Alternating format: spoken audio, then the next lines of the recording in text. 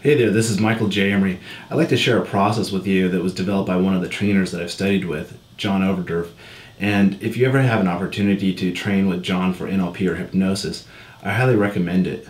No matter what your profession is, his courses will help you immensely.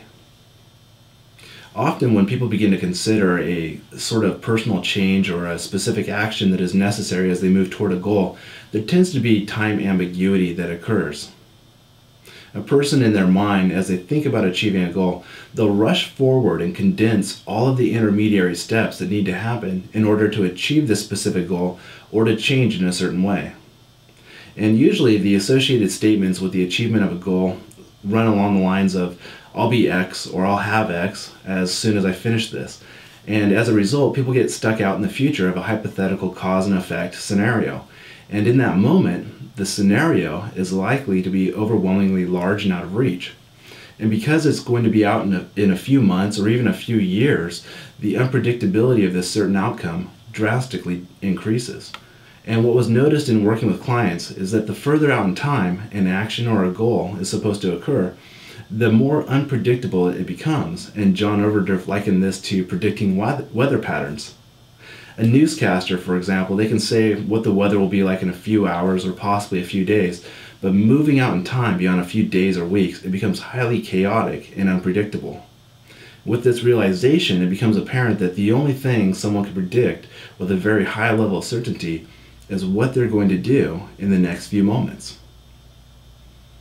And so rather than focusing upon how one is going to get from here to achieving a big goal in the future, whether it's a specific sort of personal change or an end result, a person can be much more successful by stopping now and shifting their attention to the next smallest, most immediate step. But that's not all. How does one stay motivated on the path towards the experience that they want?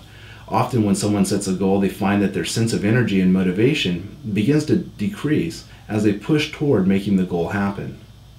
And John Overdurf emphasizes the importance of taking the InState Energy, that is, the emotions that you'll experience upon completion of a specific goal, and constantly experiencing this InState Energy because it is what will move us toward what we want. Let's face it, we can be as logical, rational as we can, but in most cases, our emotions dominate our behaviors. Balancing your checkbook probably isn't as exciting as going on vacation or spending time with your favorite friends. And likewise, meaningful goals tend to include elements or objectives that aren't so fun, but they're required in order to get the achieved desired outcome from that goal. To get in the state of this, go ahead and pick one of the things in your life that you'd love to experience but haven't experienced yet. Go ahead, what comes to mind? Now, how would you feel if you achieved it? Let's say you had the goal to double your income, get in better physical shape, become a more confident presenter, whatever it is, whatever comes to mind. You'd be excited, right? Confident, happy, motivated, fulfilled, you name it.